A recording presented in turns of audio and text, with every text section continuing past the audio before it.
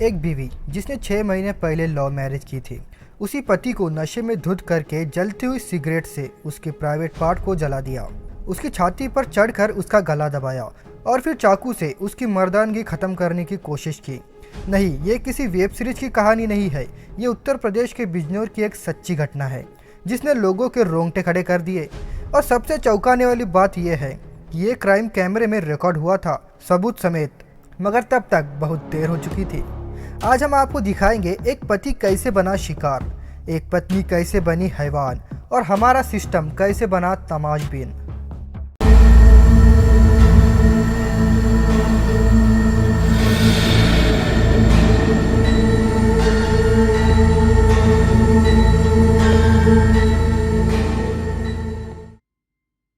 यह कहानी शुरू होती है जून 2023 से। उत्तर प्रदेश का बिजनौर शहर, थाना शिवहरा के पास एक छोटा सा गांव। यही रहता था एक सीधा साधा लड़का, मन्नान जैदी। ना शराब, ना सिगरेट, ना कोई बुरी आदत।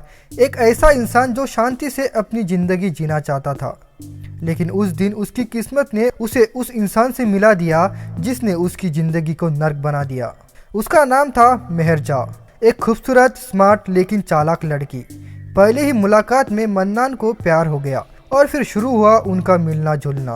करीब 2-3 महीने तक सब कुछ सामान्य लगा, मगर कहते हैं ना, जो दिखता है वो होता नहीं और जो होता है वो शुरू में कभी दिखता नहीं। शुरुआत में मेहरजा ने भी मन्नान को अपने जाल में उलझाए रखा, लेकिन कुछ हफ्तों बाद मन्नान को महसूस हुआ कि ये लड़की जैसी दिखती है वैसी है नहीं।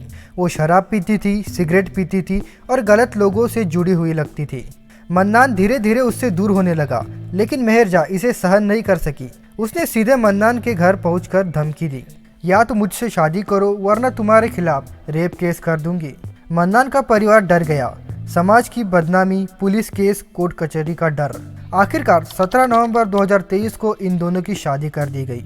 लेकिन किसी को क्या पता था, ये शादी नहीं एक जाल था जिसमें मन्नान फंसा तो फिर निकल नहीं पाया।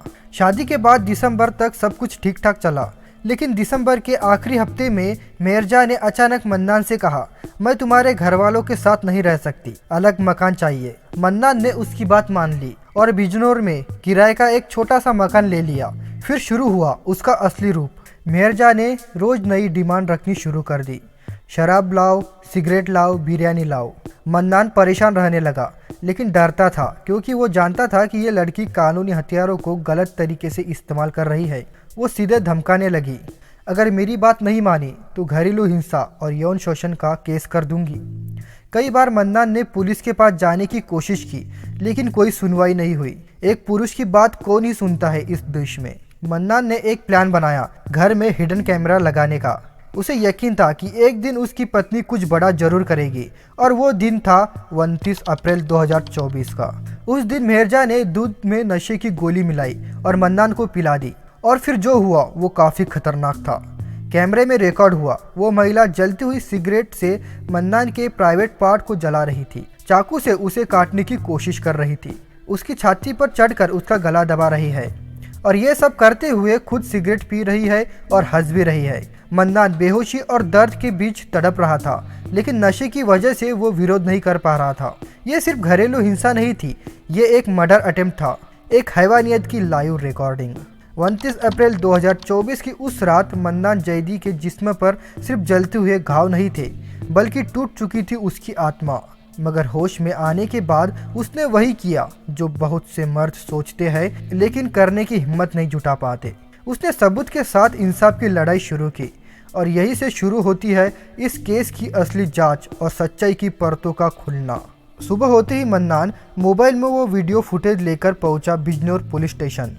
शुरुआत में वहाँ भी अफसरों ने गंभीरता नहीं दिखाई, लेकिन जैसे ही वीडियो देखा गया थाने में सन्नाटा छा गया। कोई अफसर अपनी कुर्सी से हिल नहीं रहा था। सामने एक ऐसा सच था जिसे कोई नकार नहीं सकता था।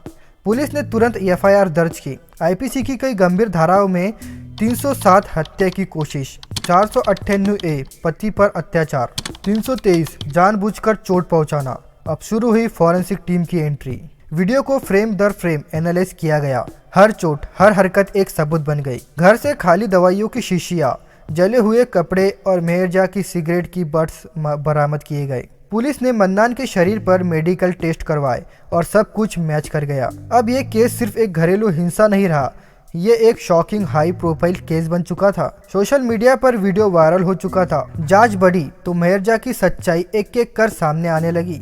मन्नान की शादी से पहले इस महिला के कई लड़कों के साथ संबंध रह चुके थे। वो अक्सर उनसे पैसों की डिमांड करती थी और शादी के बाद भी बातचीत जारी थी। कॉल रिकॉर्ड्स, व्हाट्सएप चैट्स और गवाहों के बयान सब एक ही दिशा में इशारा कर रहे थे। ये शादी नहीं, एक साजिश थी। मन्नान सिर्फ एक मोहरा था जिसे शादी का नाम देकर इमोशनली, फिजिकली और फाइनेंशियली टॉर्चर किया गया था। कई गवाहों ने ये भी बताया कि मेहरजा को बात बात पर गुस्सा आ जाता था।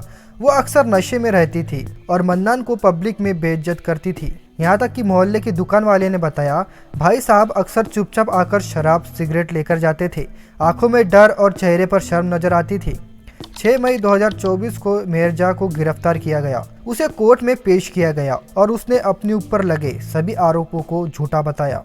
लेकिन जब कोर्ट में वो वीडियो चलाया गया, पूरा कोर्ट रूम खामोश हो गया। मेहरजा के चेहरे पर पहली बार डर दिखाई दिया।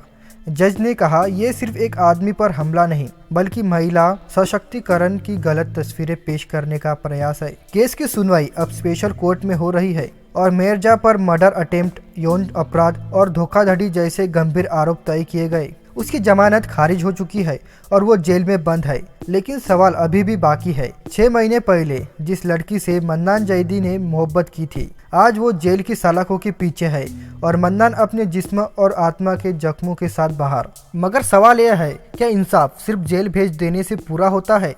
और सबसे जरूरी बात, अगर उस दिन कैमरा ऑन नहीं होता तो क्या मन्नान की आवाज़ कोई नहीं सुनता? भारत जैसे देश में जहां महिलाएं लंबे समय से अत्याचार का शिकार रही है, वहां कानून उन्हें सुरक्षा देने के लिए बनाए गए। लेकिन कुछ लोग उन्हीं कानून का गलत इस्तेमाल करके उन मर्दों को शिकार बना देते हैं जो चुपचाप सहते रहते हैं। मन्नान की ये कहानी हमें एक कड़वा लेकिन जरूरी सच बताती है। शादी सिर्फ प्यार या मजबूरी नहीं, जिम्मेदारी भी है। हर रिश्ता भरोसे पर चलता है, धमकी या डर पर नहीं। और सबसे जरूरी, अगर आप पीड़ित है, चाहे मर्द हो या औरत, आवाज उठाए, क्योंकि चुप रहकर आप सिर्फ अत्याचार को और मजबूत करते हैं। दोस्तों, अगर आपको ये कहानी कुछ सोचने पर मजबूर करती है तो नीचे कमेंट करके हमें बताएं। और हाँ, इस चैनल को जरूर सब्सक्राइब करें ताकि हम ऐसी ही अनकहे सच आपके सामने लाते रहे। तो मिलते इसी तरह के एक और क्राइम स्टोरी के साथ। तब तक के लिए अपना ख्याल रखिए, अपनों का ख्याल रखिए।